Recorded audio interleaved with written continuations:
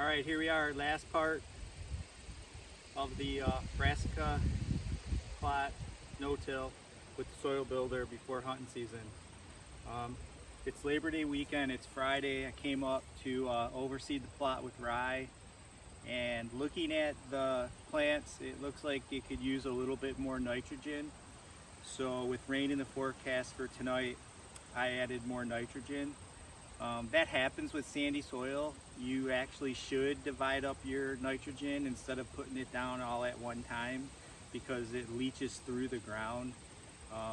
So the plants are kind of got like a yellowish look to them, so I just put down some more nitrogen and overseeded with winter rye.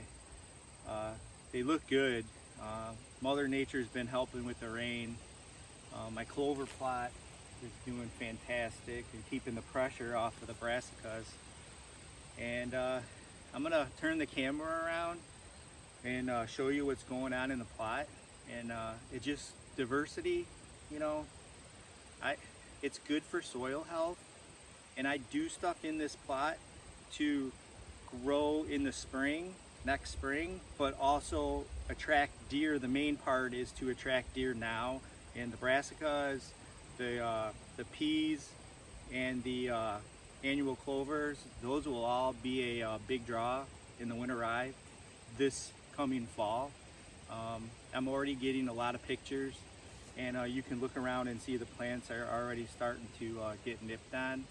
But I just want to turn the camera around and show you what's going on in a no-till plot. This was just, there's never been, other than a drag and a cultipacker, there's been nothing on this plot for going on 3 years. So here we go. All right, let's take a short walk around the plot. I'm gonna try to go slow to show you what's going on. And like, there's some bare spots like right here, and it's been overseeded with winter rye, so I'm not worried about it. But then there's other spots that, I mean, it's just doing fantastic. Like I said in the previous videos, it's probably overseeded, but looking at it, between the annual clovers and the peas, look here, there's a pea right here. You know, it's hard to get peas to germinate without getting them in the ground, and when you have a thatch, it works. But look at all this food. I mean, and I mean, they're hitting it now, but the clover plot underneath the apple tree is really taking the brunt of the feeding between the fawns and the does right now.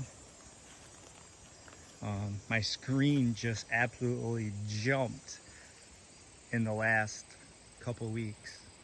I was hoping to get it at, you know, 8 to 10 feet. There's sections of it that are pushing 12 feet. It's unbelievable. I kind of been keeping an eye on, this is the soil builder that I planted in the spring, and I wanted to see what happened when I planted into it, the areas that I missed when I sprayed.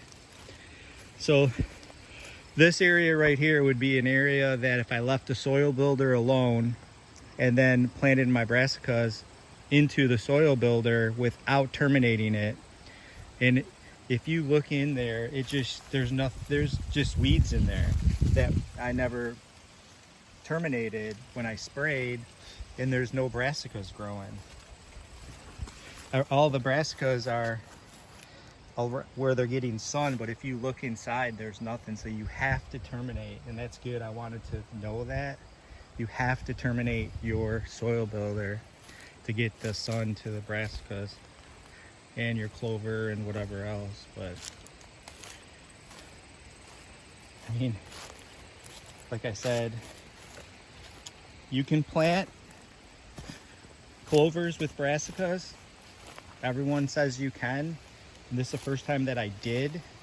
And as you can see, they're growing together fine.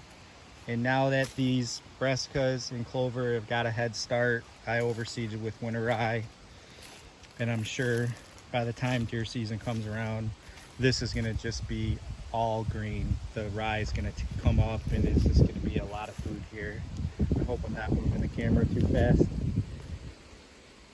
But I mean, look at the size of some of these plants.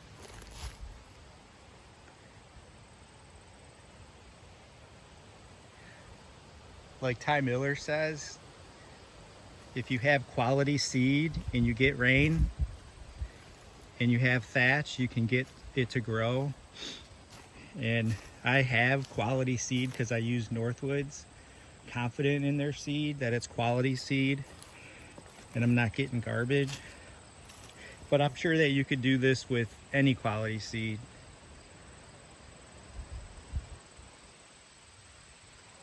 Well, before I stop the video, I just want to show you what's going on here.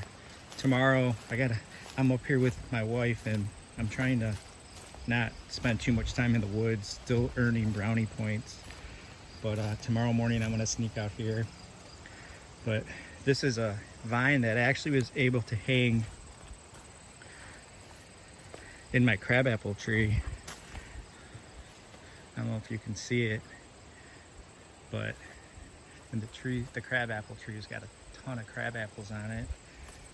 But I got to try to sneak in here and show you that there's the blind right there. And I'm gonna have to cut a shooting lane through the screen to the vine because I can't even see the vine from there. So tomorrow I'm gonna chop off the top of the screen so that I have a shooting lane to it, or my girls do. But got a clover.